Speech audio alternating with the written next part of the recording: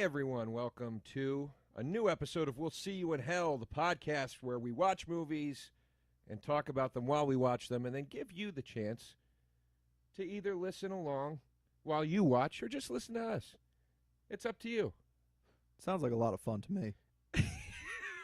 That's Pat Walsh. Hey, guys. I'm Joe DeRosa. This is now a part of the FANGORIA Podcast Network. For more information about the network, including other programs, how to follow the show, and find past episodes of We'll See You in Hell, or episodes of any show for that matter, please visit fangoria.com.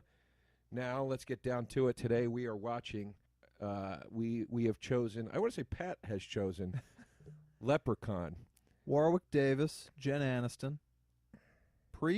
I guess, is that pre-Friends?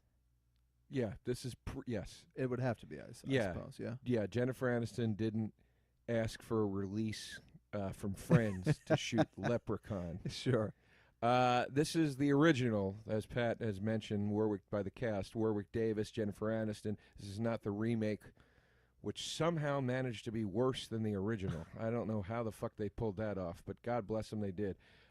Anyway, you know the deal if you've listened to the show before. If you don't, now's the time to go to your Netflix and find the movie itself. If you are watching, we will give you a moment here to pause and do that. So go ahead and hit pause. Okay, you got the movie. It's a 3-step process. Right now what you're going to do is you're going to hit play, and the second you see frame 1 of the movie, we need you to pause it again. Second you see frame 1 of the movie, we need you to pause it again. Why do we do this? Because everybody has different load times on their Apple TVs or whatever their devices are that they're watching. We're waiting for ours to load now. As a matter of fact, we've got a spinning wheel here today. Okay, we're paused. You got a black screen on pause. And I guess we'll go 1, 2, 3, then play. So we can all start together. Black screen on pause. Was that brief enough this time? It was. I wasn't near as annoyed as I was the other 2 times. All right. 1, 2, 3, play. We're rolling. I'd like to start by congratulating the lovely Jen Aniston on her recent marriage to Justin Theroux.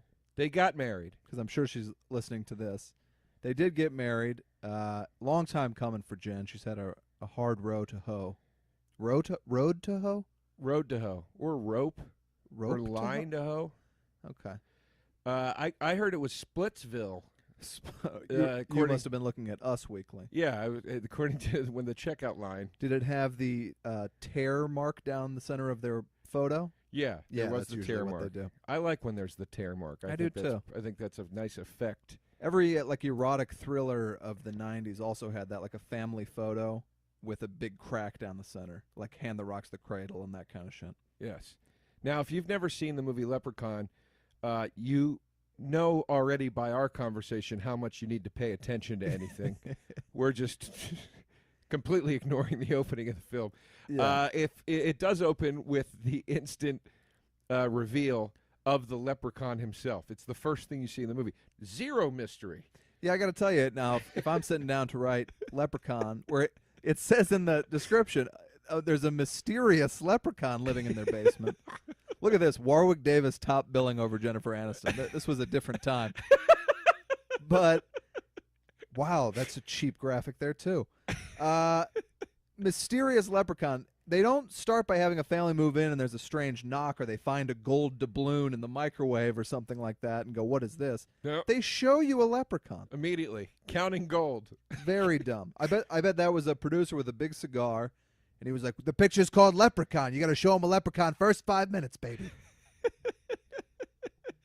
So now we're in Ireland, I assume, because the guy just pounded a bottle of Jameson as he got out of his limousine and then threw it on the ground. I haven't drank in a couple weeks, and when I saw that Jameson bottle, I started to salivate. It always looks delicious on screen, doesn't it? It really does. When you see a guy guzzling whiskey on screen, when you see a handsome, successful guy like this, drinking, so he's wearing a nice Colonel Sanders suit, right. a beautiful hairpiece. Arrives in a limousine to this shack on the Irish countryside, has a butler, or a limo driver, Yeah. maybe both. The guy seems to be doing everything. Sure. I would dare say that this guy has found some of the Leprechaun's gold, Right. and that's our setup here. How is she not recoiling from his breath? Because they're Irish. That's Oh, that's Jameson is like toothpaste That's true. scent. Anytime you see any guy guzzling the whiskey, there's always those scenes in like movies where they go up into like the executive's office and he's got the glass decanter things. Yeah. And they pour it out and have a drink. It always looks like it's like would taste like iced tea, like a peach Snapple. Well, they're definitely drinking iced tea. Yeah, never tastes like that when you get it Yeah. at old Jay's bar. I think there's a rule in film and television that you can't actually be drinking alcohol, because I remember that final drunken interview with the cast of Cheers. They said they were never drinking actual beer because they weren't allowed to. But I don't they know were why drunk that in would the be. final interview? The final interview, which I hope you can find on YouTube, it's Leno trying desperately to control like 14 blackout drunk actors. On the set of Cheers or on the Tonight Show? He does the interview on the set of Cheers, and they are so messed up, and I guarantee they've probably tried to scrub it from the internet, but I hope it's still out there. Well, Kelsey Grammer has claimed publicly that he doesn't even remember shooting the final episode. He was so drunk. I love that. That makes me happy. Now, I love it, too. What made you take a drinking break? Well, you and I are similar in that we drink too much sometimes, and also I'm very Catholic, which there's a lot of punishment to yourself that goes on, a lot of guilt, a lot of self-loathing. Right. And when I hit one of those pockets, I usually abandon all drinking. I don't. I eat incredibly healthy. I, just clean things up for about a month. Right. I do feel much better, but I'd be lying if I said I didn't crave the occasional Alky-Bev. I think I'm approaching one of those breaks myself, as we were discussing before. We almost didn't do the podcast today, folks. I was in quite a mood. But I got to tell you, I'm happy that we're doing it. It's always great to see Pat Walsh's face. Oh, thanks. And he picks Leprechaun, which I love. I'm already feeling great. We're laughing. We're having a good time. There's a voice coming out of a suitcase right now on the screen. And I'm not sure if that's the Leprechaun's evil magic or if they're just drunk. No, But they're hearing a voice come out of a suitcase. I watched this on VHS. I guess I must have been 12, 13. I have no real recollection of it. I Probably remember, because of the aforementioned drinking. Well, I remember when I Oh, saw shit. this. I remember seeing trailers for it when it was in the theater. I wanted to see it desperately. Wow, okay. I liked, at the age, I don't know, I was probably 11 when this came out, 12, something like that. At that age, I loved any horror thing that had to do with a little goblin. Sure. Or a doll that came to life. Anything small. I like tiny horror in those days. Yeah. And I didn't get to the theater, I think, because my mom wouldn't take me or something. And then I remember going to the West Coast Video in my neighborhood, and they had the dry erase board behind the counter to let you know what was coming out soon. And I remember seeing Leprechaun on there like a month before it came out, and I counted the days. Wow. Rented That's it, sad. reserved it, rented it the day it came out, watched it. Don't think I got even 25 minutes into it before I turned it off. You didn't finish it? I finished it in sections. Okay. I just, even at that age, I was like, this is not really a great movie. I'm always very committed to finishing a movie regardless of how shitty it is. I have a twinge of OCD with that, and I'll watch a movie for 2.5 hours, even if I hate every second of it, because I got to get to the end of it so I can say I've seen that movie. What I do now is I'll fast forward. Sure. And I'll get the gist of each scene at the top of it and then fast forward and go, okay, I know what's happening. Yeah. And then I just go to the end. I watched Bicentennial Man in 5-minute increments over the course of maybe 6 months. It was one of the hardest movies I've ever had to sit through. I attest that's tougher to get through than Awakenings. Oh, I love Awakenings. I love Awakenings. I'm saying for different reasons. Oh, you find that a sad movie? It's a heartbreak. I find Bicentennial Man more heartbreaking and gut-wrenching than Awakening. No, it's pretty painful. Now, if you are watching, the guy what's this guy's name? Colonel Sanders. Let's call him. Seamus, probably. Seamus McSanders is trying to kill the leprechaun with a gun. But Foolhardy. he's holding up now a 4-leaf clover. Why is he massaging this lady's head? Because the leprechaun murdered the guy's wife. Yeah. And now he's rubbing her head as she's dead to be like, I murdered your wife, asshole. Okay. It's taunting. Yeah. Demon taunts, as they say. But the 4-leaf clover is what repels the leprechaun. But now his gun hurt it, which I haven't seen this movie in a while. You'd think something with magic. Usually the gun is useless against whatever villain you're trying to kill in a horror movie. I remember this. He puts the 4-leaf clover, he puts the leprechaun in a crate and then puts the 4-leaf clover on top of the crate, and the leprechaun can't fight it. Do you see the size of that clover? It's a big old clove. It's a big clover. I used to spend, to give you a little taste of how exhilarating my childhood was, I would spend hours and hours looking for 4-leaf clovers. I would try finding them too as a child. And now, I don't think kids even go outside. It was a simpler day. Did you find any? I think I found one once. I would always find a 3 with a little brown chunk on it of dirt and pretend that I had found one, and my mom would always be like, "Yeah, it looks really good, Pat." Right. Even your mom couldn't be bothered. Yeah. With your bullshit. I had nothing to do. I worked at Blockbuster Video for many years. I hate to brag. And I was there during the Leprechaun in the Hood days. Oh, yeah. Now, have you seen that one? I've seen all of them. Okay. Does he talk in a hip-hop patois? Not in this one. Well, no. In in the Leprechaun. Hood. No. He still talks like the leprechaun. He doesn't make any rap jokes or I'm picturing some vaguely racist things. Leprechaun in the Hood is sort of a comedy. Okay. It Snoop's opens, in it? I think that's back to no. Snoop's not in it. Ice-T is in it. Oh shit! Or is that the second one? There's Leprechaun Back to the Hood and Leprechaun in the Hood. One of them has Ice-T in it, and it's a sort of like a comedy. Okay. Now, this is what kills me. The guy does all this trouble to get the thing into the crate, puts the 4-leaf clover on the crate so it can't escape. Then he's going to burn the crate. Why can't the leprechaun escape because of the 4-leaf clover? Yeah. I thought leprechauns loved 4-leaf clovers. This is real simple writing, Pat. Like you said, the executive said you got to show him a leprechaun the first 30 seconds. What's his weakness? Well, it's got to be a 4-leaf clover.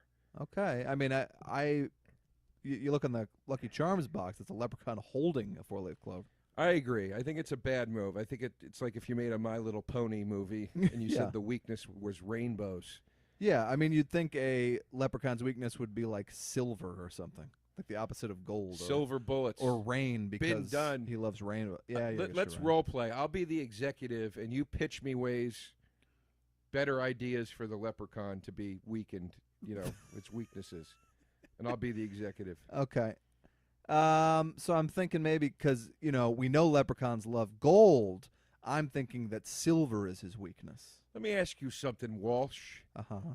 Are we making a vampire movie? Oh. Are we making a werewolf movie? We're making a leprechaun movie. Yeah, I'm sorry. That's a good point, Mr. Weinstock. Bold move. Pat makes him Jewish. He's a studio exec. Come on. This guy is matching his truck, which is a cool move. Look at the shirt is the exact same color as the truck. For a second there, I couldn't tell if you were talking about the executive that you'd created in your head. No. Or the guy on screen. You're talking about the guy on screen. Yeah. Yes, he matched his shirt to his truck. Aniston dating a significantly older man here. It's her father, Pat. Oh, okay. All right. This is her father in the movie. Well, This is not, she's not dating. We do live in the city of angels, Joe. Lipstick City. Yeah, but this doesn't take place in the cities of angels. It takes place in Ireland. Are they in Ireland? She was just driving through the Irish countryside with some... Oh, this is the shack. This is where Seamus just died. Now they're taking it over. Okay. Boy, Aniston's good-looking gal. I don't know if I'm the first to say that, but what was she? Had she been on The Edge? Do you remember the Fox sketch show The Edge? I don't, Pat. I got out of the house once in a while as a child. I Jesus did too, and Christ I looked almighty. for four-leaf clovers by myself, and then I went back inside. And this is the guy that said it was sad. I counted the days till Leprechaun came out on video. No, there was a sketch show with Julie Brown, but not downtown Julie Brown. Oh, I know. The other Julie Brown. Yeah, and The goofy. Jennifer Aniston. We're talking goofy Julie Brown, not sassy Julie exactly. Brown. And I think maybe Wayne Knight or something. But I used to love it. It was a bad sketch show. It was on around the same time as Ben Stiller's show. I love Ben Stiller's show. Of course you do. I own every episode. I do Who too. was There's 6 Wayne of them. Knight? Wait, Wayne. Oh, Wayne Knight. Newman. He might not have been on it. I'm talking out my ass here. I think he was on the Kelsey Grammer green screen sketch show. Remember Was that the one with Paul F. Tompkins and Caitlin Olsen? I think so. If It's Always Sunny in Philadelphia? Okay. Wasn't Wayne Knight on that? That sounds right to me. That sounds right. Was that show funny? I never saw it. I love Kelsey Grammer so goddamn much. I always want him to be Frasier, though. Yeah, He's terrific in Boss, but I just want him to be dainty Frasier. Now, did you watch all of Boss? No. Oh, okay. I watched some of it. It's a good show. It was a I heard little it was little over my head. Very political. I mean, I can't even keep up with Veep. good. Yeah. It's No, I feel the same way. It's too deep. I feel the can't- same way. I don't know what the fuck they're talking about half the time. I love Veep and I laugh a lot, but there's times where I'm like, what? I know nothing about the government or politics. Yeah, West Wing kind of threw me. I don't didn't don't even care. bother with that one. And here's what I think, and this is a terrible attitude to have. I always feel like whatever I think about politics, whatever I do about politics, it will have zero effect on what happens. I And agree. that's the most apathetic, terrible attitude to have. It's what they worry about the young people having. But my vote doesn't matter. My nothing matters. Like whoever's going to be president's going to be president. Whoever's going to be city comptroller is going to be city comptroller. You know? Patty, I got the same exact take and I opinion do on vote. things. And I thought I never voted. Okay. The difference between you and me is I thought it would be well received to express that to Janine Garofalo a week ago. Oh no. Yeah, that's not the person to say that to. We had a great discussion afterwards, and I learned a lot during the discussion, and I actually thanked her after, but I didn't realize as it was coming out of my mouth, Yeah. this was not the right person That is to the say wrong that person. to.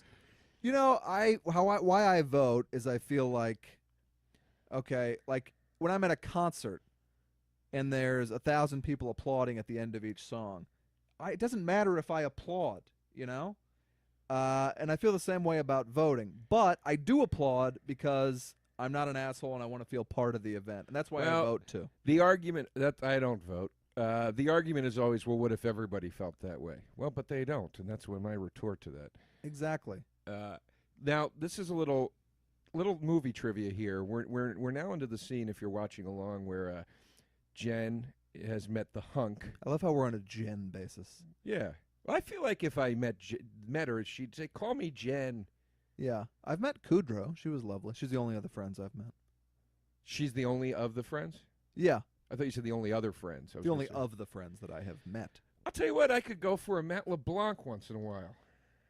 I'd like to meet him. He was always my least favorite of the friends. He just seems like a fun guy in real life, though. Yeah, I don't know. I've never seen the episodes or whatever. I haven't followed his career outside of it. I think he's had the least luck movie-wise, definitely. But he's had one of the better careers. He had the spinoff, and now he's on that show. Episode. I just said episodes. that. Yeah. But I mean, it's been going strong. Yeah, I mean, he gets nominated for Emmys every year, even though not one person in the world has ever seen an episode of Episodes. Did you said episodes before I said episodes? I said it maybe 20 seconds before, and I didn't even- I'm starting to feel unheard and unrespected. I didn't hear you, and I do respect you, and I do listen. Now, is this guy gardening in a grimace-colored vest? Look, Oh, it's the guy from Pee-wee's Big Adventure. Yeah, Still chewing gum. Is that a nod? It's great because I'm glad my movie trivia things got pushed back to this scene because I forgot this guy was in it. Is that a nod to Pee-wee, him chewing gum in the first time No, we he see him? plays like sort of a borderline retarded man in this movie. I bet it was a nod to Pee-wee, and I don't like you just dismissing it. I don't think it was. He's supposed to be like a man with a child's mind, sort Okay. of. Like, I think. You know? And that's the kid from what? Well, that's the kid. I don't know. That kid always played a kid that looks like white trash, though. Yeah, I've seen I mean, him he's before. never seen that kid cleaned up with Always a with a smart mouth. respectable haircut. He looks like the kid from Poltergeist, but it can't be because this is 10 years later. Wait, is it the kid from Poltergeist? No. Which I just said. You know, it's No. 82, and now he's the same age in 93. Is this from 93? Yeah. This movie's from 93? Yeah.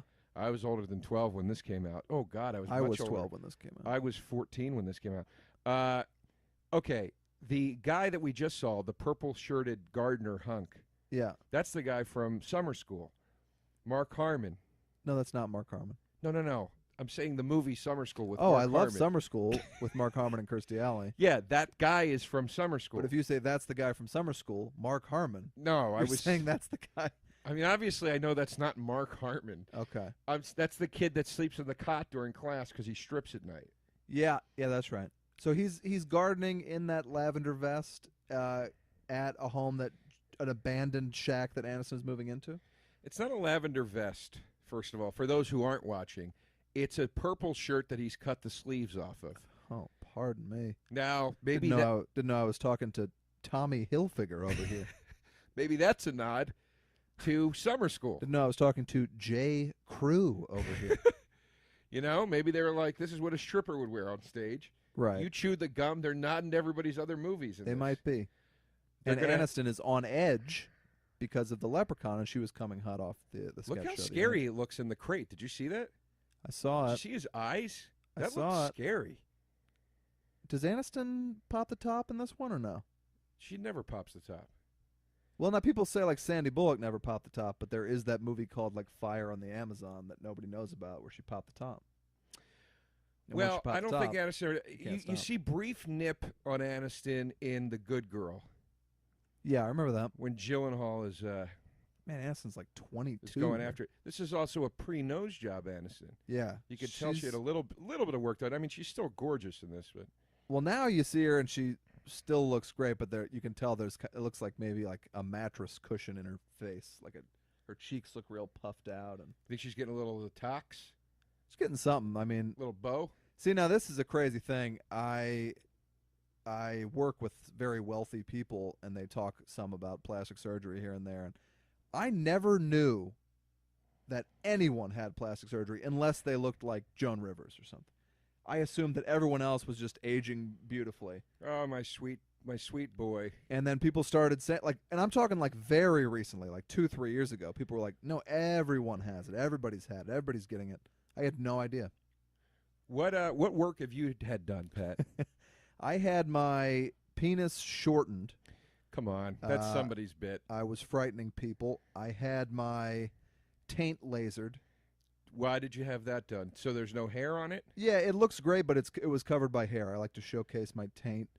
And then I had my eyes switched. I put the right in the left socket, the left in the right socket, Okay. because I just wanted to kind of mix it up. And no one really notices. But See, this is why you're good. I can throw you a premise, you run with it. you criticize me immediately. I wasn't criticizing. I was saying I appreciate that about you, that I can throw you a loose. No, you said that's somebody's bit. You accused me of stealing a bit. No, If somebody's doing a dick shortening bit, then The I'm dick shortening sorry. bit I think I've heard, but the other ones I Waiting really for liked. Guffman. He talks about how he got his dick shortened. Yes, there you go. One of the funniest movies ever made. Hey, if you're going to steal from the best, Patty. Freddie Willard. That's what I say. Yeah, no, I've never had anything done. at I've all. never had anything done either. I'm not above it. No. I'm not above a lipo one day, which I don't think is out of the realm of possibility. Well, now they're freezing fat off is the thing now. How's that work? You like squeeze a clump of fat and then they freeze it off your fucking body, and it's like very expensive, and a lot of people do it apparently. Is it painful? I believe it's pretty painful. No. Wait a minute. Doesn't it take your skin off? Look, I truly don't know how it works, but it's called Cyro, something like that. Sounds terrible. I've heard it discussed at work. It's the only reason I know about it. That sounds terrible. My dermatologist does. I go to a dermatologist Okay. once in a while. You know, you want to make sure that thing on your knee isn't cancer or something. Sure. And Are we human? he's or done. are we see? cancer? See, the slow man just pushed the shamrock off the Right. Now thing. he's gonna get got. But he does lipo and plastic surgery, and he has had so much work done. It's insane. You're a dermatologist. Yes. Now, what does he look like? Does he look like a Martin Short character or what? No, it's not absurd, but he's had a lot of work done. I shouldn't say The ridiculous. Leprechaun's had like 4 facelifts. It looks like. The Leprechaun's doing well. He's eating a bug off his arm Jesus. for some reason. Now, Warwick played the Leprechaun. Well, I guess there aren't that many roles open to what is the word? Little people? Little people. How is little people better than midgets? I don't even want to touch it, Pat. All right. I don't know. I don't know. That's why I don't want to touch it. I'm afraid I'll say something you're wrong, right. and there'll be a blog up tomorrow. Let's blow past it.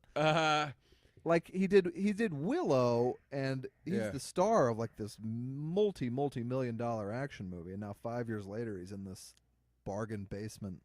Well, I mean, or was this considered kind of a bigger title at the time? The first two or three were theatrical releases. They made a lot of money. All right. And then they had a long run. I mean, look, it did well enough that they felt the need to reboot the franchise.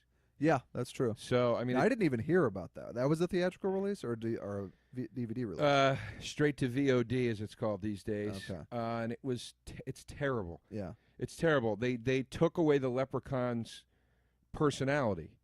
That's the thing. I was always like, if they would have made this movie correctly, this would have been a really scary movie. Like Warwick Davis is legitimately scary in that costume. Right. He's a good actor. It's a cool idea for a movie monster. But they just made the movie shitty. Yeah. You know, whereas the new one, they kind of made the movie half decently, but the Leprechaun is just like this, literally like almost like faceless monster. Who's portraying the Leprechaun? The guy from WWE. I want to say his name's Fizzywig, but that's not his name. Who that's is the guy little from, person? Yeah. Fezziwig's the guy from Christmas Carol. Yeah, I know. Fozzywig's the guy from Muppet Christmas Carol. Yeah, and yes, Pat, it's a little person. They don't have the Undertaker playing Leprechaun in the WWE because WWE produced it. WWE Films. That's weird. What's that guy's name? Hornswoggle. Okay. Now here's the thing. I was on the Opie and Anthony show years ago, one day with Ricky Gervais. Yeah. Came in. It's the only time I've ever met Ricky Gervais. I think you mentioned this on the last one. Did we talked that I mentioned Leprechaun to him? Yeah. Or maybe that was just me and you shooting the shit. Why would I mention it on the... We were probably just shooting the shit. Okay. Well, yeah, I asked him because they were doing that Life's Too Short show. Yeah.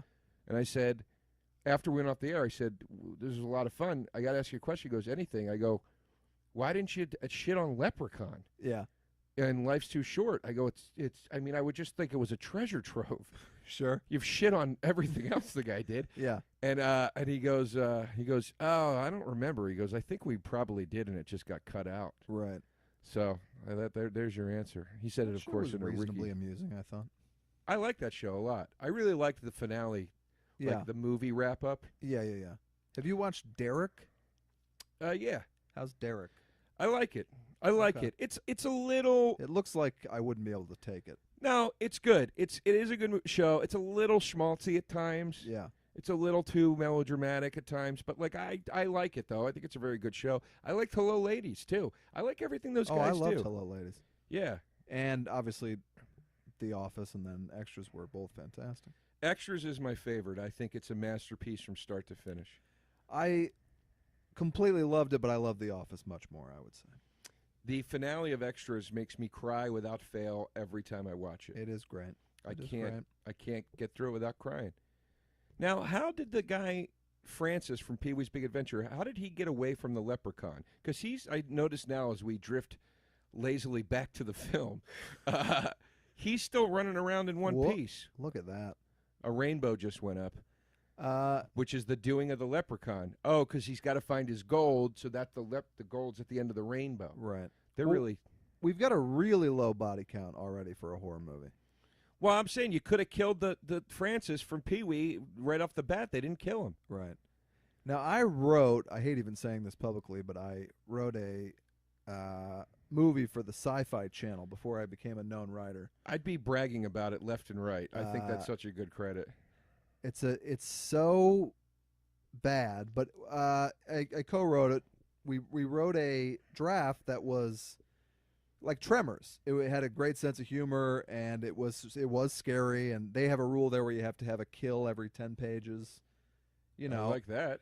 And we pitched this movie, The Mothman, and wrote it. We got, I think, $15,000 or something, which at the time was much needed. Sure. And they were like, guys, this is great. This would be the best movie we've made here at the Sci-Fi Channel, but we don't make movies with any humor. We follow a very strict policy of just kill, kill, kill, kill, no jokes, no tongue-in-cheek. That's what our audience wants. So they stripped it away. It was unwatchable, like beyond unwatchable. I would never recommend anyone watch it. It has nothing of me in it. It's a terrible movie. What was it called? Mothman. Just Mothman. And it aired on the Sci-Fi Channel. And now their whole brand has changed, and they're doing Sharknado just 5 short years later or whatever. Well, here's what I propose. Repitch it. You repitch it, and you reboot Mothman. I don't think I need to go back there at this stage of the game, but it was kind of fun to write. I mean, I would love to make movies like that. Yeah, well, it's just like you're like, oh, well, it's a Sci-Fi Channel. They're paying me $15,000. Obviously, I can have fun and do whatever the hell I want to do. It's got no budget, and then sure enough, even they have network people who are like, no, can't do it, can't do it, can't do it. That sucks, and it winds up being a terrible product. Now, do the listeners a favor, because you've told me this before. Tell them the final line of that film when they kill the Mothman. Oh, well, yeah, that survived. So yeah, he goes. He holds up. I don't know. You know what? The truth is, I don't know if this was in the movie. It might have just been in the script. I think it was in the movie. But he blows the Mothman up with fire, and then this crazy old man goes, "Like a moth to a flame." And that was kind of cool to see that. But we were like, let's get Gary Busey. Like, let's get some star power in there. And then when they came back, we can't get Gary Busey. We don't have the money. Right. I was like, okay, this is going to be real bad. Who'd they get? It was all nobodies. Jesus. There was a girl named Jewel State, who's a beautiful actress who has been in, like, Firefly and stuff, but nobody else. Are you telling me the cast of Leprechaun had a higher profile than the cast of Mothman? I'm 100% telling you that. Wow, but that's amazing. Mothman wasn't a theatrical release. Well, that's fine, but I mean, you could have got one of those other people. Maybe you get the guy that played Chainsaw from Summer School. I had no to say star in in your casting film. or really even in the script. I was just sort of forced at gunpoint to turn in exactly what they wanted. And this is why I don't have a big movie career, because I think the writer gets to pick the actors. Sure. Well, for a while, I read 8 million comedy scripts when I came out here, TV pilots and stuff to try to get a job, and every pilot for at least 5, 6, 7 years said, "Enter Jimmy," parentheses, a Vince Vaughn type. Right. It's like Sure. that's all anyone was going for back Sure. then. And now Vaughn's comedy career has died, and then I was like, oh, it's a very smart move for him going into drama with this True Detective, and boy, that was a swing and a miss. Although I liked it more than most. I liked the sex party episode. I was entertained throughout, sometimes by how bad it was, but I always had a good time with it. I still find Vince Vaughn very funny. I fucking love Vince Vaughn. I mean, who doesn't love Vince Vaughn? He's just not getting the projects he deserves. Did I ever tell you about the time I met him? You did, but you can share it with our listeners. Let's share it with the listeners. All right. Because I'm working on a script with a friend of mine, Steve Byrne. Okay. And we will meet over at their production company. Not Steve and Vince's. Vince Vaughn's production company. Their production company is behind my parking spot at my job. Yeah, Wild West. Yeah. Picture show. So anyway, I just would go over and go to some ambiguous boardroom and just meet Steve, and we'd sit there and write, and that was kind of that. Right. And then I got to meet Peter Billingsley, which was very cool. Sure. Because I'm a huge Christmas Story fan. Well, who isn't? And, it's a piece of my childhood. I'm meeting this guy in real life. Swell guy. Hell of a guy. Very nice guy. By the way, we're changing the name of the podcast to Name Droppers. It's just me and Joe dropping names. You're going to hear stories about the Sci-Fi Network. Yeah. The names I'm dropping are like the head of the Sci-Fi Channel. Well, you said you met Kudrow, and she was nice. She was great, yeah. Anyway, one day I show up. I said, I'm here to meet Steve, and the person at reception said, he's playing video games with Vince in his office. And I immediately collected myself and said, okay, I'm about to meet a guy that I've watched in a million movies. Sure. That I think is really funny, that I also really want to like me. Yeah. Don't act like a 16-year-old teenager right now. And but anyway, I went into the room. They were playing hockey on PlayStation, and it was literally the scene from Swingers. Yeah. They're playing hockey video games, and Vince Vaughn is just he's almost doing the lines from the actual movie. Right. And I was like, whoever found this guy was just like, just put a camera on him and just let him be himself. Somebody's the hand sad just got thing big. is that's almost 20 years later. I mean, it's amazing. His assistant came in at one point and said, "You have a call in line 1," and he said, "I don't need attitude from you. There's a nice way to do that." I was like, I've seen him do that in actual movies. Yeah. It was really funny. My boss is Michael Patrick King, who did Sex and the City, and Vince Vaughn, I guess, was in Sex and the City on a show. He was on an episode, and he tells the story. Was he? Yeah. So he tells the story about Vince Vaughn came in and he reads the lines, and then he goes, "All right, now we're gonna do a couple takes my way, if that's cool. I'm gonna just kind of have fun with it, kind of mess around with the material." And they all kind of look at him, and he goes, "Wouldn't it suck if I was that guy?" Which made me like him as well. 'Cause why wouldn't you let him improv? He's a very funny guy. That's really great. Wait, are you sure it was Sex in the City? Yeah, yeah. I And mean, not the they had some comeback? big stars pop in. No, it definitely wasn't the comeback. They had McConaughey on there and Vince Vaughn and. I mean, I own the pink velvet sheathed box set of Sex in the City, the complete series. My mommy bought it for Christmas for me 3 years ago. Wow. But I've never seen that episode. But then again, I haven't gotten deep into 4 and 5 yet. Seasons 4 and 5. That would have been when the show was at its hottest and when he would have come on. Well, then I got to check it out. I watched them all when I moved to New York, so I've seen them all, but never since. And I was like, this is what New York's going to be like, and then proceeded to not have sex for several years. I had a very Sex in the City experience in New York, which is why I got into the show. When I Okay. lived in New York, I wasn't that into it. I never really watched it until the very end of my stay. I started to watch it. Turned on season 6 on HBO On Demand as a goof Yeah. because I had only seen the movies at that point. Sure. All I had seen was Sex in the City 1 and 2 in the theaters, and I did not like them. I like one. But then I said, let me watch season 6 as a goof. Hooked immediately. Asked for the box set for Christmas, got it, started watching it from the beginning. Watched the first 3 seasons pretty rapidly. Yeah, it's super entertaining. It really I is. love it. It's a younger Golden Girls, really. It's a younger Golden Girls. It's an older Girls. Yeah. It's almost the same age Hot in Cleveland. Yeah, exactly. All these shows have connections. There's a thread here. It's a slightly older female entourage. This guy I thought was Booger, but he's not Booger. It's not Booger. Booger does show up on things. My favorite role that Booger ever played was the lawyer on Moonlighting.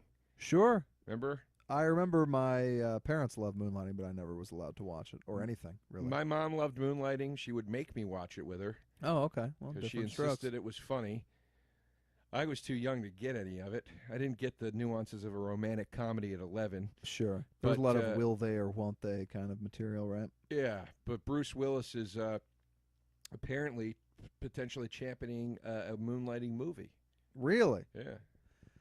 I've heard he's exceptionally difficult person to work with, which I Well, can't even believe, but I guess it's true. It bums me out because I love Bruce Willis so much. But Yeah. yeah, I mean, you listen to those Kevin Smith podcasts about when they were doing Cop Out. It's Yeah, horrible. I guess that's really only who I've heard it from, so maybe he's nice to others. And Cop Out was so bad, maybe he was just depressed. Well, let's think about it. Tarantino worked with him, but he never went back to the well. Well, then again, there's a lot of guys Tarantino never had back. It doesn't mean they're difficult. Let me say this to you. I just saw a trailer for The Hateful Eight. Can't wait. Nice rhyme. I was very excited about I'm excited for any Quentin Tarantino movie. The man makes amazing movies. But I saw the trailer and I was like, haven't we kind of been down this road before? With what? With everything. It's like he just did the Western with Django Unchained, which had a lot of Western elements in it. Right.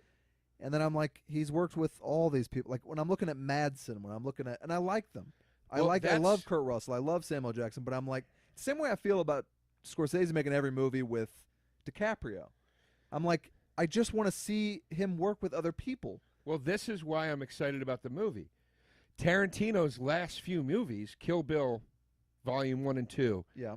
Uma was in that, but, he didn't have a lot of his usual players in it. Well, Madsen and others were in there, but yeah, that's true. Yeah, Madsen's in it, but it's not a huge role, right? Yeah. Inglourious Bastards. New people. Not a lot of his usual suspects. I would argue Brad Pitt does not do a good job in Inglourious Bastards. I loved him in it.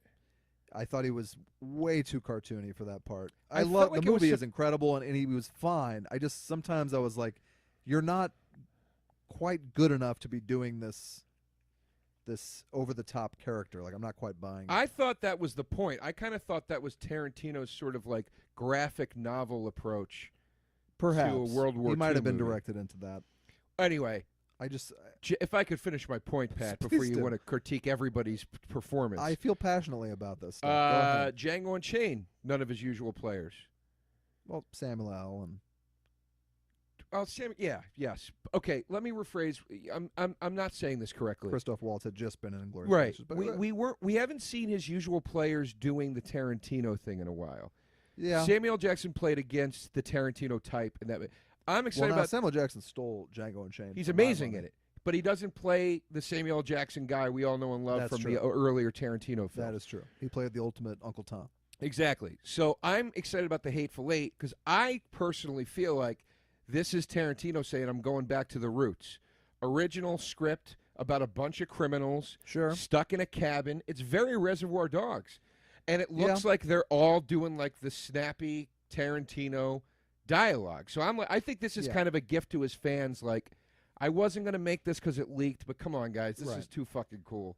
And he did bring Jennifer Jason Leigh into the mix, who I love, and she looks like she's crazy and fun in it. She looks great in it. I'm excited. Roth back on screen.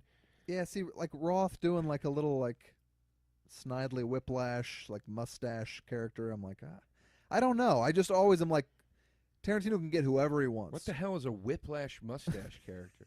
Snidely Whiplash is like a... Oh, Snide.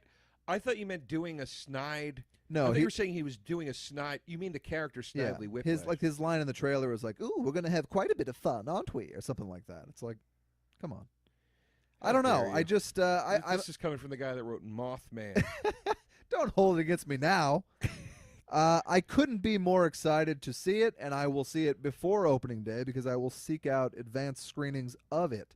I'm saying I wish he would expand his casting a little bit. But like I think Pulp Fiction, everyone in that, it's like, wow, you never expected to see any of these people, and it was very exciting. I think he did. I think he had yet another breakout like hit star actor with Christoph Waltz, just like he did with in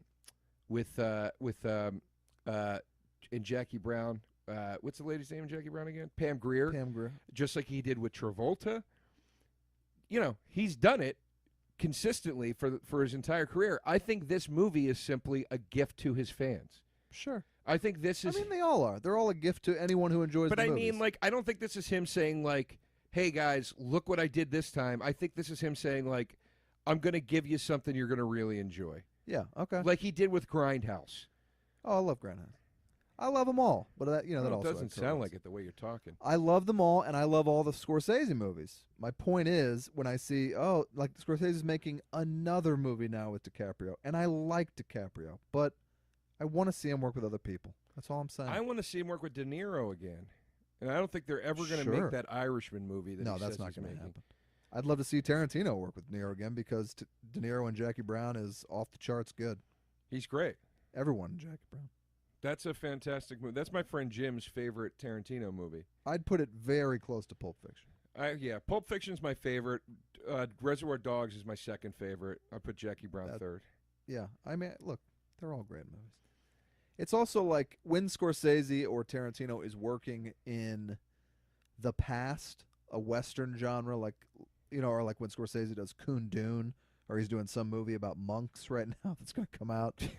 Like, I'm just like, ugh. And, I understand these people don't want to do the same thing over and over, but it's like, Tarantino, just make an L.A. crime movie because we'd all fucking love the shit out of it. I hope that at one point he does what Scorsese does, which is every 10 years go back and make a gangster movie again. Yeah, like I hope Tarantino does his Departed or something like that. That would be awesome. Or his Goodfellas. Yeah. Scorsese's most successful film.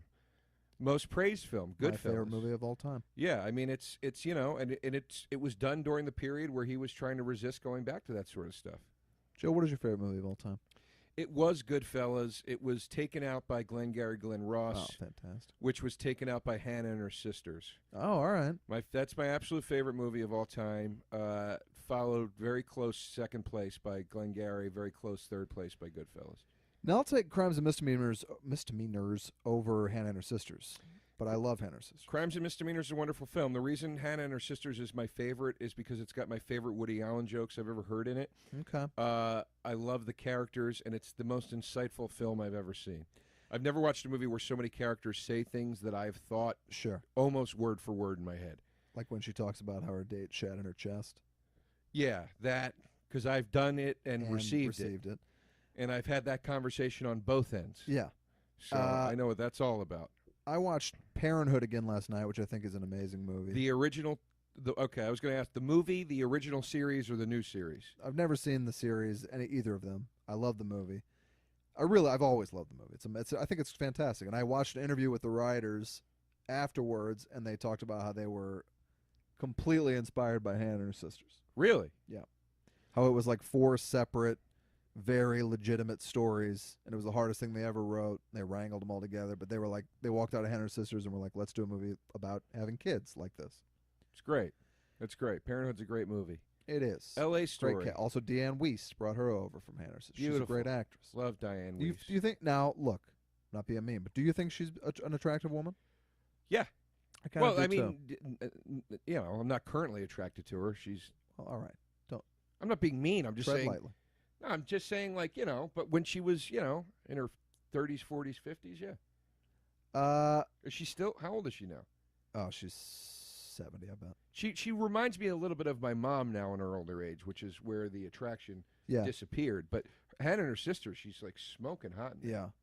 Talking about plastic surgery, what annoys me so much, and I hear it way, way, way more in Los Angeles, but people being like, oh, do you see her? She looks so old. And they're talking about like Shirley MacLaine, who's 90. It's like she's supposed to look old, and you will look old. Is Shirley MacLaine 90? I don't know. She's 80. She's 80.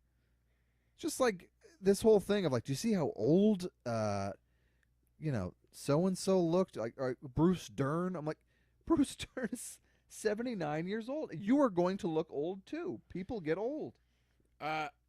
Real quick, back to the movie for a second. Bruce Dern's in Hateful Eight also. Carry on. Yeah. I mean, what the hell are you complaining about with this movie? All right, I'm not. We're in a diner scene. It keeps jumping back to this diner scene between Aniston and the dancer from summer school. He's eating some kind of meatloaf dinner. It looks delicious. I thought it was like a Thanksgiving meal, which is something I used to always order at restaurants and diners. They have a Thanksgiving special. Most diners have it. I love it. You get some turkey, some stuffing, some whatever. It's great. That's a meatloaf and mashed potatoes with gravy, and then he's got a bowl of peas and carrots there. Looks fantastic. It looks so good. Jennifer's character is turning her nose to it, saying it looks disgusting. I don't understand why, but well, she's a snob. I think her character in the movie is from L.A. Okay.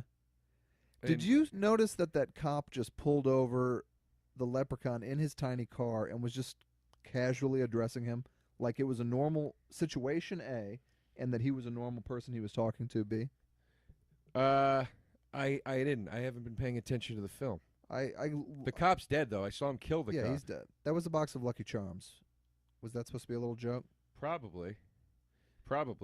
But, I mean, here's the I think he pulls it out and scowls at it. Lucky Clovers. Couldn't get the endorsement. So this is right. He eats it and he spits it out and says it's disgusting. Come on, let him have a little fun with the character. But I'm saying, you pull over a guy who looks like that in a tiny car, then the cop's going to be like, hey, you think you're going a little fast? Like, wait, give me a break. Who's in the tiny car? It just happened. I mean, we've been talking. Was the leprechaun driving the car? He was driving a tiny car. No, he was not.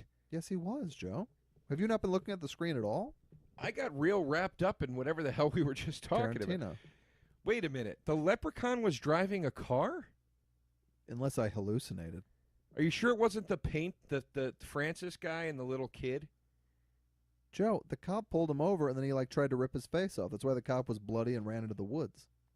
Holy shit. Yeah. I missed that. I don't think we're in Ireland, by the way. Nobody has an Irish accent. They only did at the beginning, but I think she drove through the Irish hillside. Why you think this is in Ireland is probably because they don't have the budget to be filming in Ireland. They're probably filming in Burbank. Well, but nobody has an Irish accent. I think at the beginning, that guy is from Ireland, and he's coming home from a trip to Ireland where he found a pot of gold. Okay. I think that's the plot of this. And these green rolling hills that she was driving through, I mean, that could be Northern California, for Christ's sakes. But why in a movie like this would you have shots of her driving through lush Irish countryside and not have it be Ireland? That's your question about this movie? Look, that's the decision that you're questioning about this movie. I have many questions. When did he get hit in paint? Who the hell knows? I didn't even notice the leprechaun driving a little car. Yeah, we should probably glance at the movie once in a while. You know? And now Aniston is perplexed by the shoes on the table. The leprechaun, for some reason, piled a bunch of shoes on the kitchen table, and they're trying to figure out why it happened or how it happened. Warwick Davis. No, Bruce Dern. That's who I actually wanted to talk about. Okay. Back to Bruce Dern. What's your favorite Bruce Dern quote from a movie ever? Because I know I have mine. Bruce Dern quote. I mean, I used to obsessively know movie quotes, and then eventually I had to force them out of my brain to make room for more necessary things. I don't know. I love when he screams in Coming Home, which is insane. I never saw Coming Home. Oh, what's that about? Like the war or something? Coming Home from Vietnam. It's a 70s movie. It was, I believe, it was definitely nominated for Best Picture. It was Jane Fonda. Sounds like a rough ride. It's a great movie, but let me try to remember. Oh, it's John Voight in a wheelchair, and Jane Fonda falls in love with him and is screwing him and cheating on Bruce Dern. And at some point, Bruce Dern goes insane and starts screaming at her, and it's some of the craziest acting I've ever seen, but I love it. So Jane Fonda is cheating on her husband with a man in a wheelchair. Pretty sure that's the case, yes. Why would she be doing that? It should be the other way around, shouldn't it? Like, I lost my legs and then you cheat on me? I think that's what the thing is that not only is it emasculating, but you're choosing to go with this guy in a wheelchair. But he can still bone down. No, he can't. He goes down on her. Very upsetting scene in Born on the 4th of July when they go to the whorehouse. And is it Willem Dafoe? Like freaks out because the hooker's making fun of him because he's in a wheelchair because he can't get it up. Yep, I remember that. Whew. That's rough stuff, man. That's Sure. rough stuff. That was a time when they'd give Oliver Stone $60 million a year to make a Vietnam movie. With a lot of slides and clips throughout the whole thing. Yeah. He was, footage. he was I can't even say is anymore. He was an amazing filmmaker for quite a while. JFK. Well, you told me that you liked that last one he did. I liked Savages, but it was hot trash. But I like hot trash. But was the point that to make it hot? Did he try to make it hot trash on purpose? Probably not. Probably not. Oh, well, fair enough.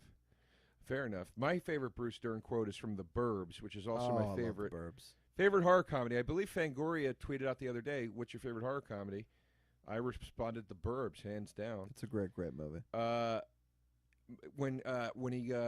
When Bruce Dern, when they go to the neighbor's house and Bruce Dern goes, "All right, cut the shit, Klopek. What's the goddamn goofy noise you got coming out of your basement?" Mm-hmm. And as he's marching toward him, yeah, the guy is just fucking great, man. Great What's his relation to Laura Dern? Father. Father, not brother. No, he's 30 years older at least than Laura Dern. Bruce Dern and her mother is Diane Ladd. And Diane Ladd, okay, yes, Diane Ladd. Who played her mom in Wild at Heart and other things. I sometimes get Diane Ladd and Barbara Hershey mixed up. That's fair. And also, too, Deborah Winger I'll mix into there. Oh, once I in a love while. Deborah Winger.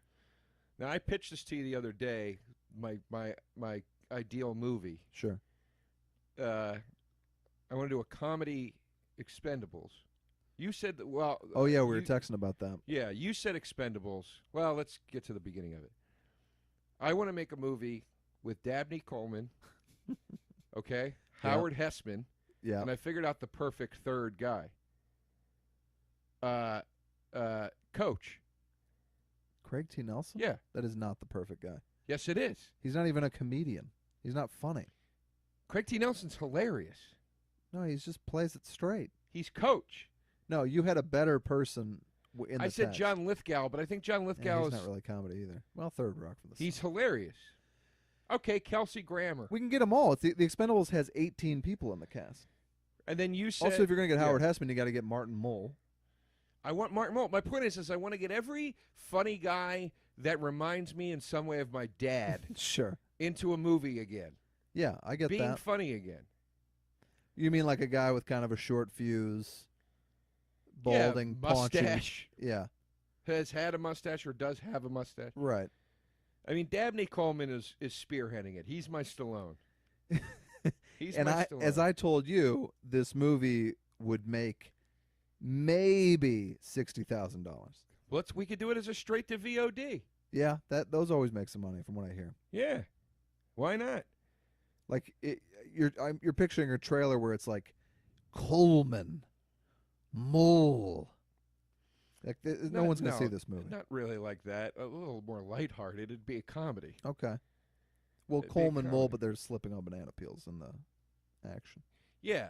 But what are they doing? Burt Reynolds. Are they doing a heist?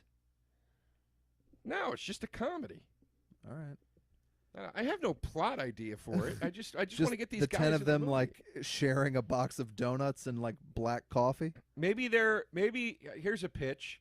By the way, Dabney Coleman's breath always smells like coffee. That's a guarantee. I would go as far as to say the same for Martin Mull. Pretty much all those guys, the breath smells like coffee. How about this for a plot? They're all gangsters. They're all mob guys, okay? Okay. That have all been in the witness protection program for the last 30 years. Okay. They're now so old. They're facing forms of dementia and forgetfulness That's and all this funny. stuff. The government or the witness protection program knows this could be a problem because these guys might start leaking their mob secrets. So they have Sure. an old man home just for guys that live too long in the witness protection program. And another actor who we'll name in a minute pretends to have dementia to get put into that home to get all their secrets. There you go. And that's where you bring in your Ben Stiller, your younger face. That's going to be your younger face. And that's your star. This could probably be a movie that we just shat out. It's better than most movie ideas that I hear on a regular basis. I think it's a really good idea. It's not bad at all. A guy pretending to have dementia, and he goes in and he's like, "Hey, tell me your secrets." Now, because he's going to write a book. Right. Now, 10 old men with amnesia and Alzheimer's doesn't necessarily make for a great comedic premise, but we could work with that. Well, we don't have to use the term Alzheimer's. Yeah, they're getting a little spotty. We just kind of foggy. Yeah, we just say like they got to go to this place because who knows what they'll blurt out in a conversation. Yeah, I like my that. dad's only 67, and I mean half the shit he says. I mean he's at a point where he's leaking secrets like he's bragging to me about things. I don't even know what he's talking about. Right. Yeah, I like that. Yeah, We call it witless protection. No, I think that was Larry the Cable Guy movie. Was it? I think it was, actually. I was going to make a porno movie called Witness Erection. Okay, that's not bad. I just thought of it just now. But it gives it more credit if you say, I always wanted to. If you lie. Makes it sound like you really had that idea perking in there for a little while. I haven't. Right. Did you see my new tattoo, by the way? No, what is it? That is a vector graphic rendition of the Death Star from the Star Wars video game from the 80s. Oh, my God. Pretty cool, right? What? So, like, that's a huge tattoo. Yes. How much thought do you give that you wake up and go, you know what I want? I've been wanting something on the other side of this for a while because this always looked too plain and stamped. Is that the Ghostbusters logo? Can somebody not make that joke one time? It's not a joke. What is it if it's not the Ghostbusters? It's a no logo? sign. No what? No. That's my personality. You have to ask that question. Your personality is no. Am I a guy that goes with the flow? No. By the way, my favorite line in Straight Outta Compton, why do you always got to try to fuck that guy's girls? And DJ Yella goes, why not? Yeah. It's such a good line. Why Straight not? Outta Compton I loved so much. And I think, we're spacing these podcasts out so much that we're going to be talking about movies that are like a month old when they hear it. But Straight Outta Compton, on our time, came out yesterday. We both saw it. For some reason, not together. I went in the day. I went about 5 o'clock. I loved it so much, and it was long, and I didn't care. And I loved every minute of it. I knew a lot of the story already because I was such a fan of that music as it was coming out. Yeah. And I was very obsessed with all that West Coast rap that was coming out in the late 80s or 80s through the 90s and everything. Right. So I knew a lot of the story, but I will tell you, it was unbelievably comprehensive. Yeah. I couldn't believe I loved that they put in like the DOC story that he got in the car accident and his voice box got crushed. Yeah.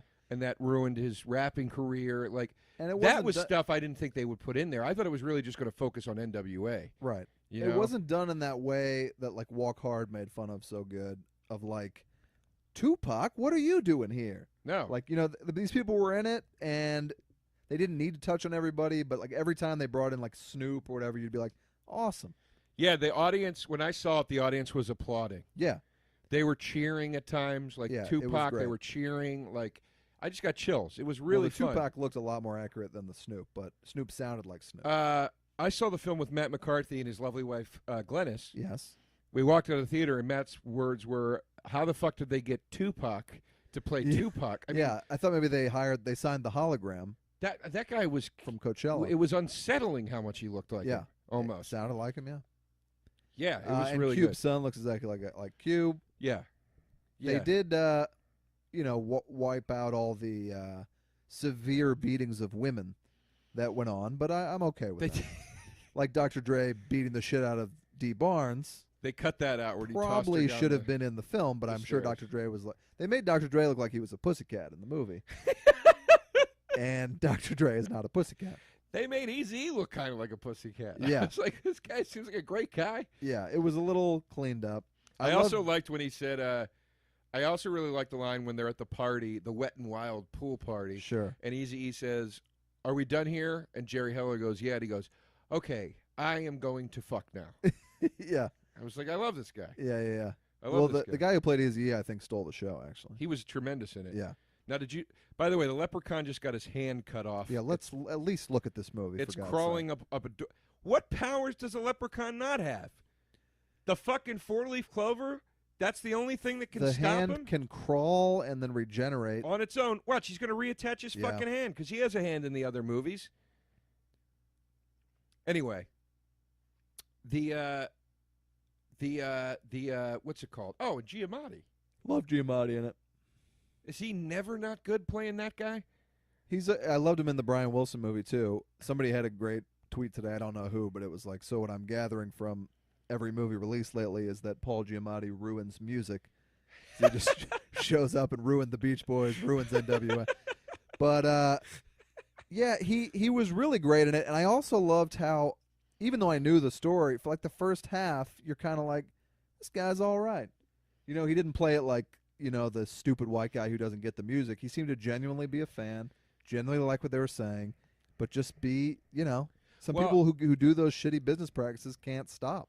I read an interview with F. Gary Gray, and they said, why we were surprised you didn't give it to Jerry Heller harder. Yeah. And he was like, well, he's like, well, we weren't trying to paint him out to be like a demon man. Yeah. He's like, we wanted to portray the guy with some fairness. And, yeah. Let's say this. Like, F. Gary Gray is a name that if you asked 100 people, one person would know that name. Right. He directed Friday. Yeah.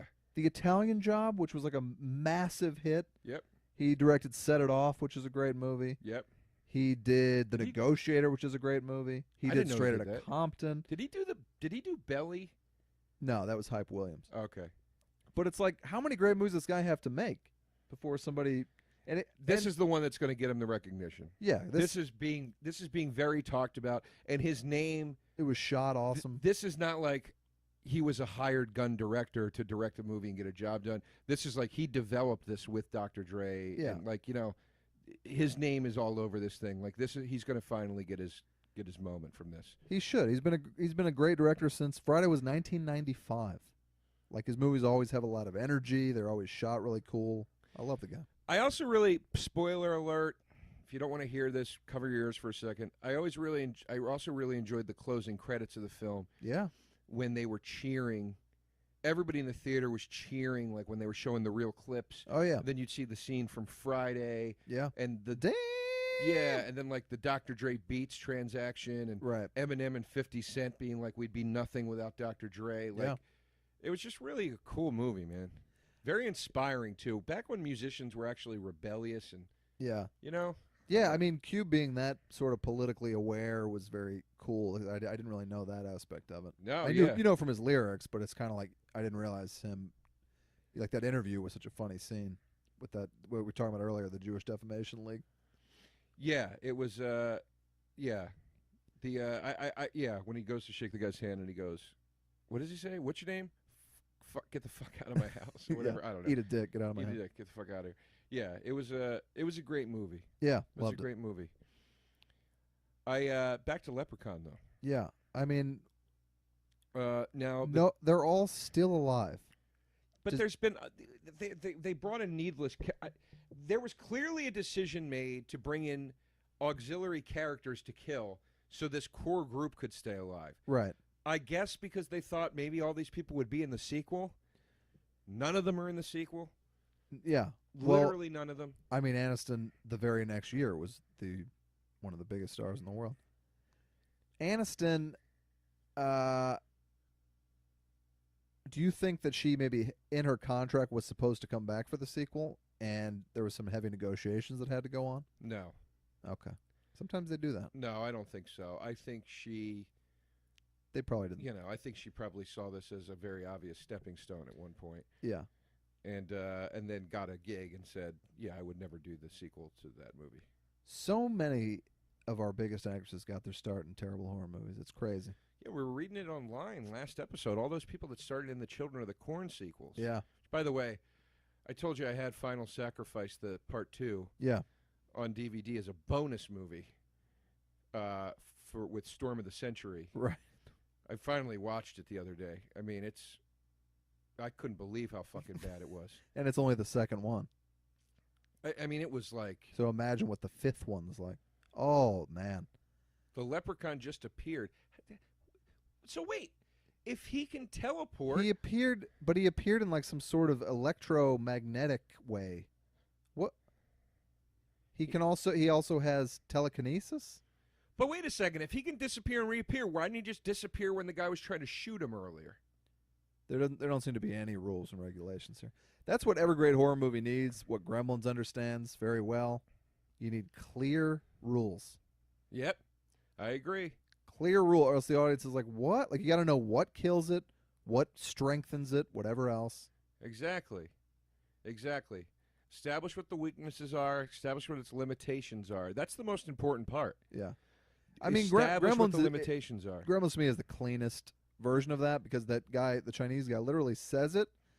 He says the 3 rules as it fades to black and then comes up on the credits. Yeah. Like, you're like, okay, got it. Let's do it, Gremlins. And then it's amazing. Never get it wet. Never give it daylight. Never feed it after midnight. That's the big one too. And no matter what you do, never feed it after midnight. That Fade one always out. kind of bothered me because it's always after midnight somewhere.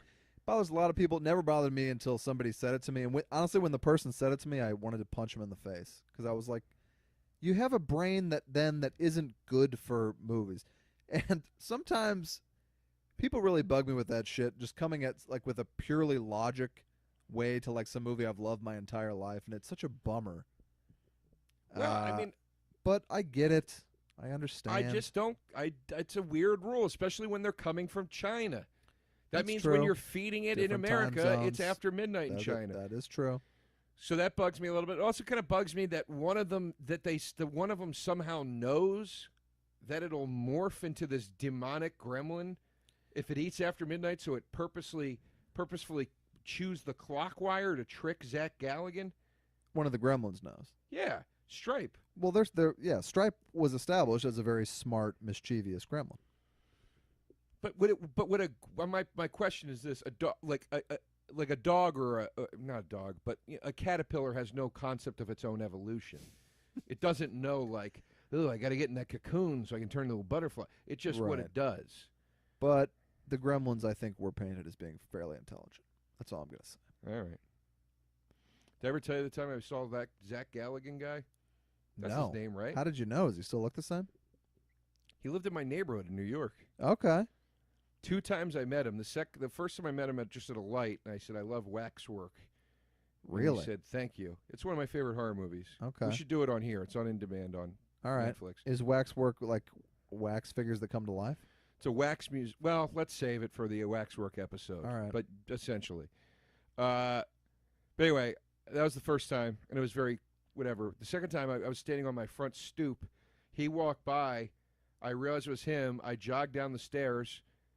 By the time I got down the stairs, he was like half a block away, and I yelled, "Zach!"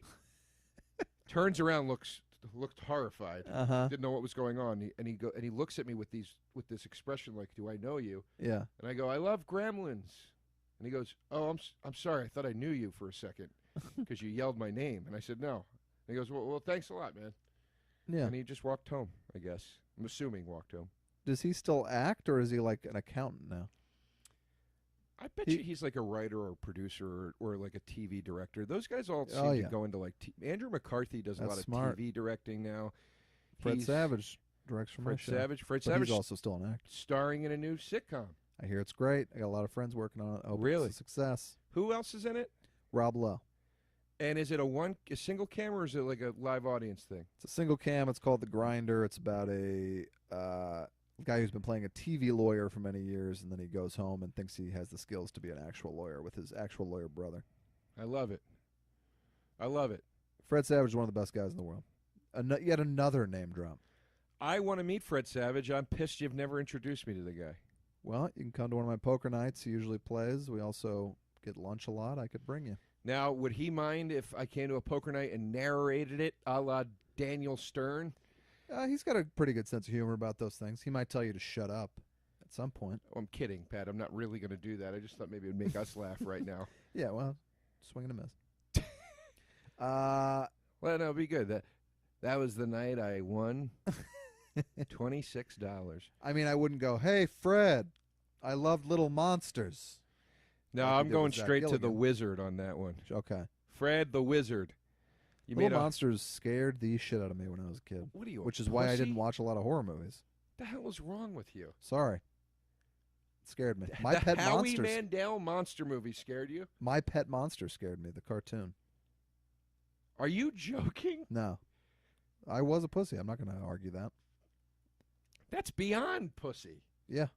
That's like emotional damage or something. Yeah, I had a lot of severe emotional damage that I'm still dealing with. Oh, okay, sorry.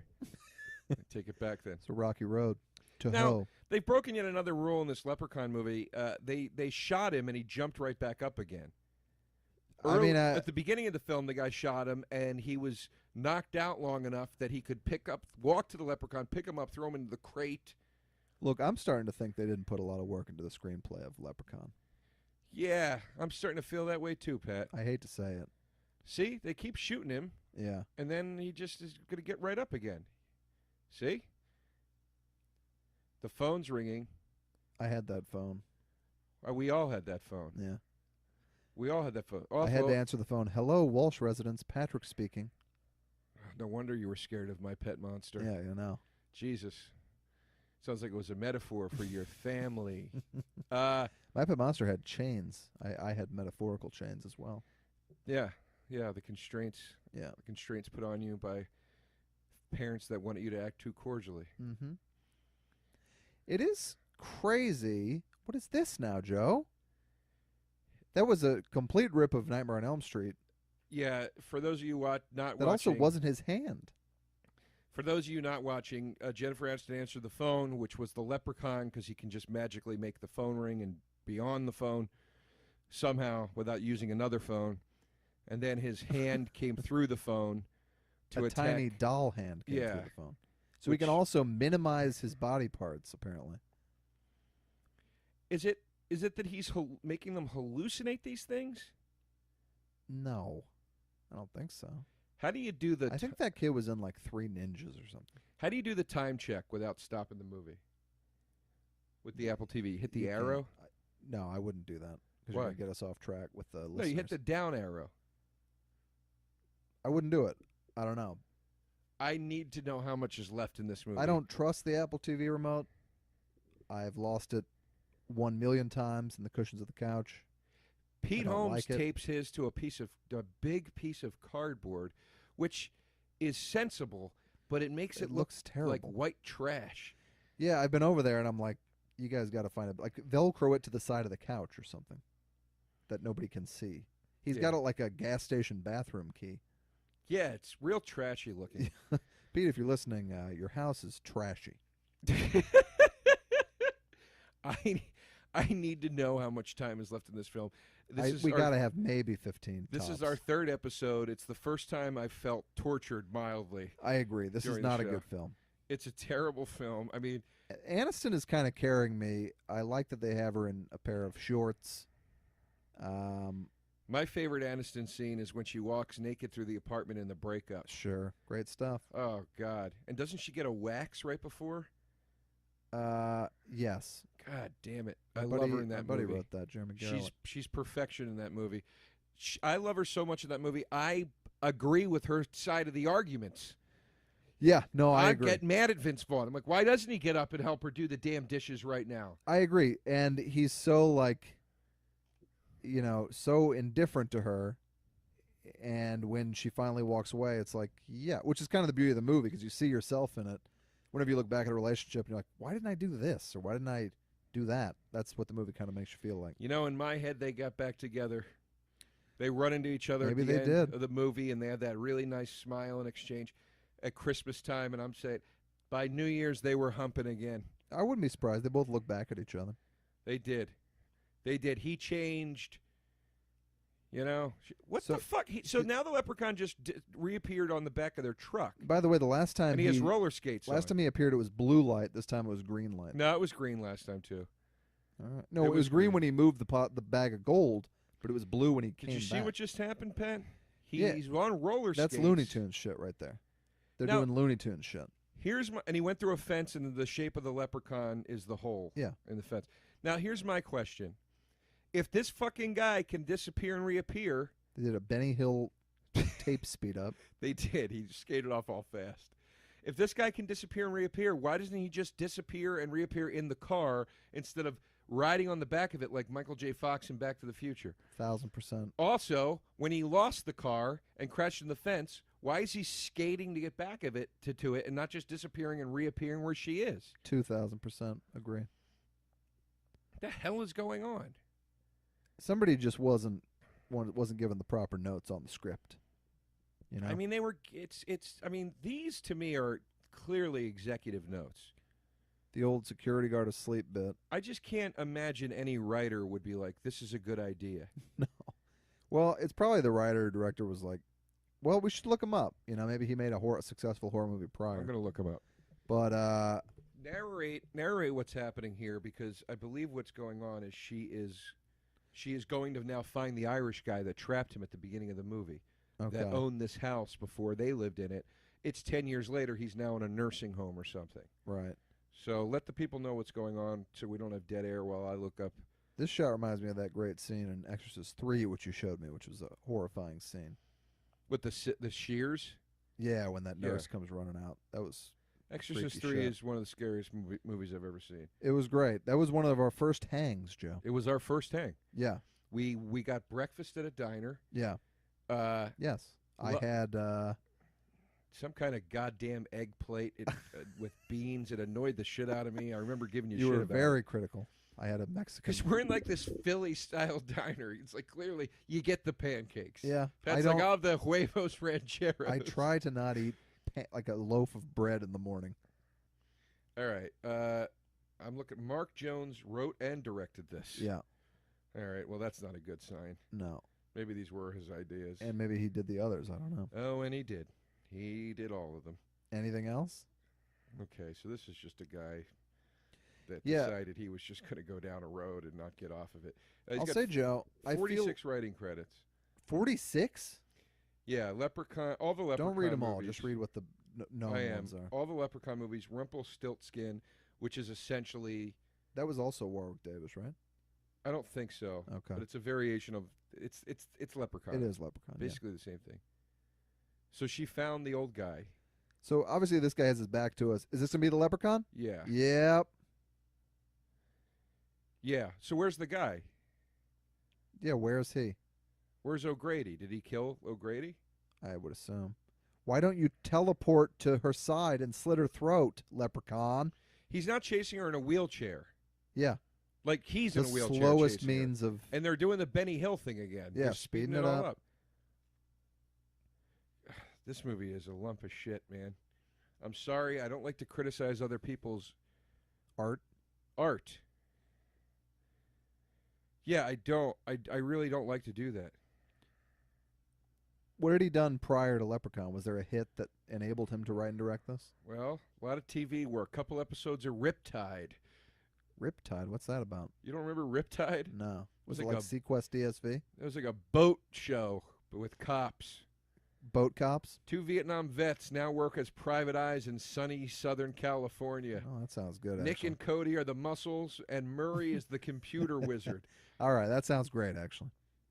Yeah, it was like one of those, like, Scarecrow and Mrs. King kind of thing. Sure. A lot of fun. Yeah. A lot of laughs. 8 episodes of the A-Team. Okay. 2 episodes of Hunter. All right, well, good for him. My grandpa was obsessed with Hunter. I loved Hunter as a kid. Hunter's like a bald... Fred Dreyer. Fred Again, Dreyer. there's another guy we'll get in Was our he a Expendables football movie. player? Yeah. Another Yeah. guy that looked just like my dad. Yeah. My grandpa, I think, loved Hunter because he kind of looked like Hunter. Wrote an episode of Alf, the animated series. Oh.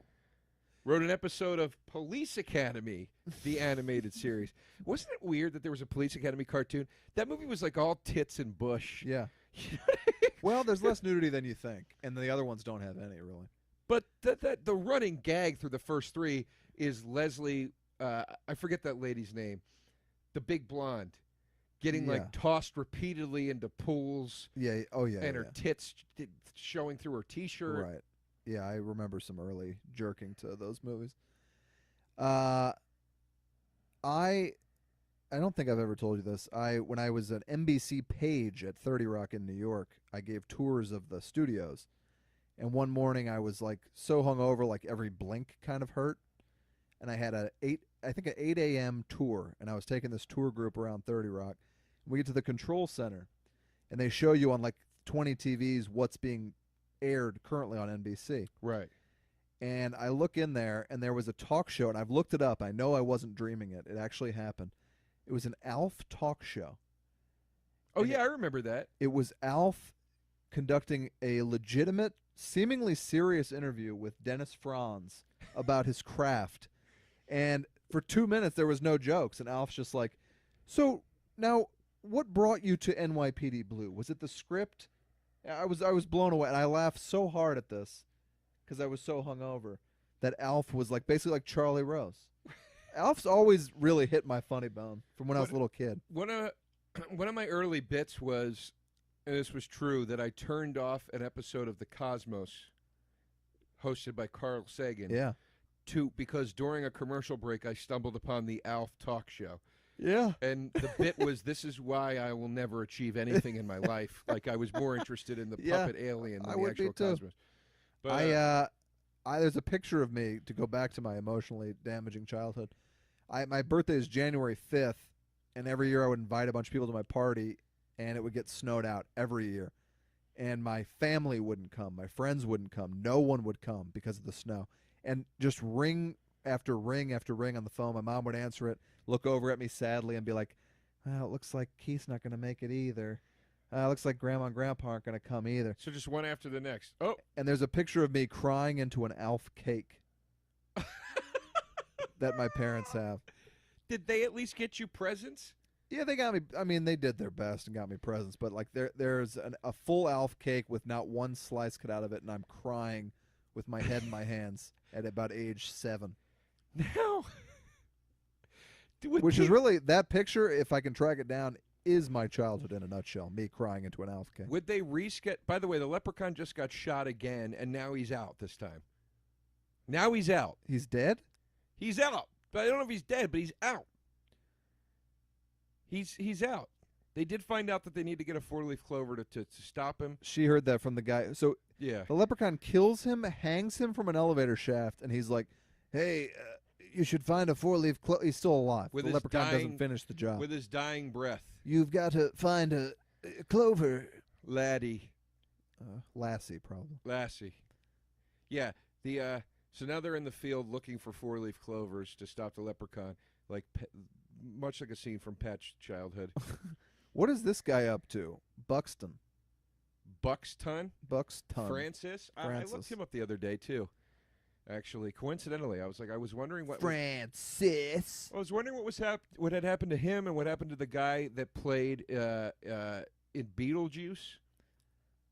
Oh, the fat guy, Ortho, yeah, he died. Did you know that? I did know that one. Yeah, he died because he had some mobility issues. It's very sad. He fell in his house and hit his head and died. Yeah, that sucks. I love that guy. Yeah, I loved him.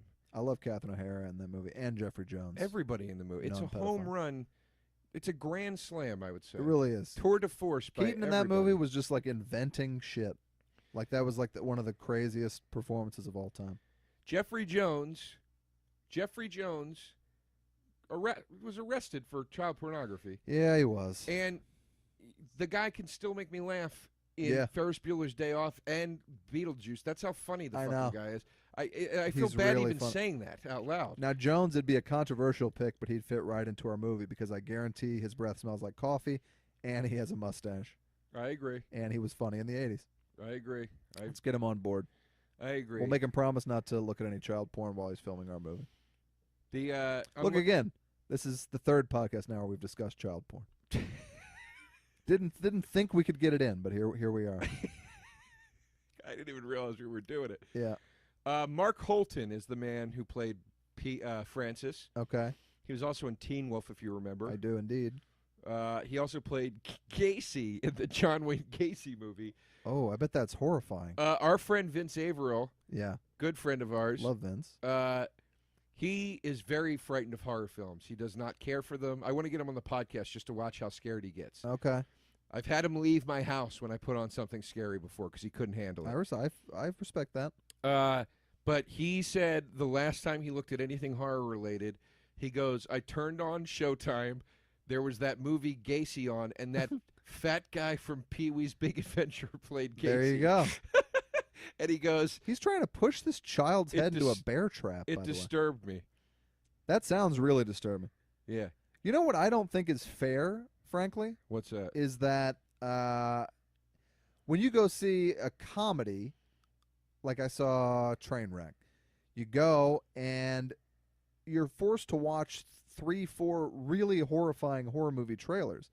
I don't think that's fair to people who don't want to see that, you know?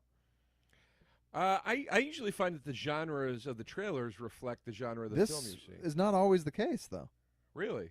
It's not always the case. And when I saw Vacation, I saw one of the scariest horror movie trailers I've ever seen. I wish I remembered what it was called, but it was really freaky. What was the trailer? It was just like a real torture-y kind of vibe, and it was very intense. It had a red band instead of a green band at the beginning. Really? In front of Vacation? Yeah, and it was a horror movie trailer. And I was like, well, what about the people who came to see this family comedy? It's not a family comedy. It's a comedy about a family, though. R-rated comedy. It's a comedy about a family. Family comedy. This is the credit on actor Mark Holton's IMDb that I'm most intrigued by. Okay. Ew.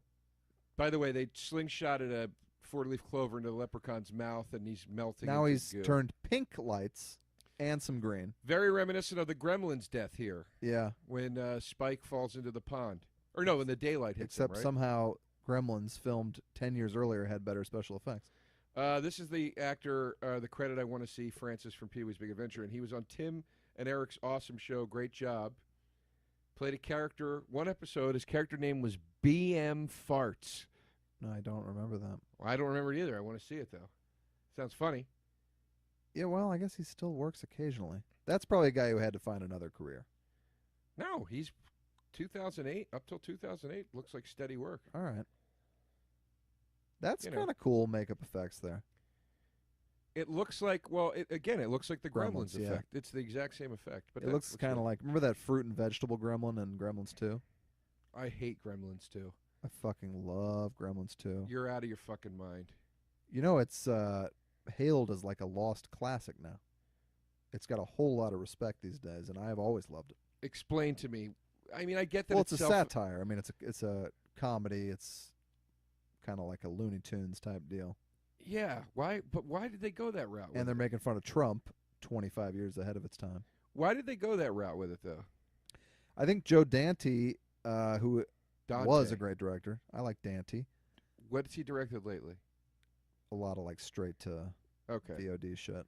But I really loved him for that 10-year stretch. I loved all of his movies. And I think he kind of leans more towards comedy. You know, like I think he wants his movies to be kind of fun. Well, I mean, it was certainly a bold choice for a sequel. I just wanted another Gremlins, though. I also love that the projector broke when you saw it in the theater because the Gremlins were fucking with it, and it felt really real and was really cool. And then when you rented it, they shot a different version where it seemed like your VCR tape was being torn up. Now, that was pretty cool. In the version with the videotape being ripped up, does Hogan still jump up somehow? Yes. That's pretty cool. Hogan's in there. Yeah, I remember that. Boy, people sure got over that Hogan scandal quick. These All things flare up now for like 30 seconds. Everyone's like, oh, fuck Hulk Hogan, like they ever gave a shit about Hulk Hogan to begin with. Because he said, what did he say? I'm not going to say what he said, but he said some pretty outlandishly racist stuff. I mean, I get it. It's just I'm kind of like, why are you allowing yourself to get so upset about Hulk Hogan? But wait a second. He has no effect on your life. Why? That tape came out 8 years ago, and nobody said anything. Did that part not come out? I think it was part of maybe his divorce hearings. This came out or something. I don't. Oh, yeah, okay. I think I heard that. I've never been so relieved, by the way. The credits have been rolling for about 20 seconds. Yeah, that we were paying no attention, and yet you just felt that you wanted the movie to be over. Thank you. It was really bad. Thank you. This guy's name is John Overacker. Can we make a pact right now? Yeah. No more Leprechaun movies on the podcast. Yeah, obviously, Joe. None of them. No, that was but really here's bad. the thing. A few months goes by, you think, oh, it'll be funny. Like we thought today, it'll be funny to watch it because it's not that great. Yeah. No. Well, it had 1.5 stars from the very, very loose standards of Netflix viewers. So that tells you that. Yeah. Well, anyway, Patty. I still had a nice time, Joe, as I always do, and I hope our listeners did as well. I had a great time. It's always nice to sit on a love seat with you and watch a film. You've been listening to We'll See You in Hell. It's been a presentation of the Fangoria Podcast Network, produced by Thomas DeFeo and executive produced by Ken Haley of Fangoria Entertainment. For press opportunities, advertising inquiries, and information about We'll See You in Hell, please contact Ken via email. His address is ken@fangoria.com, KEN@fangoria.com. Thanks a lot, guys. We'll see you next time in hell.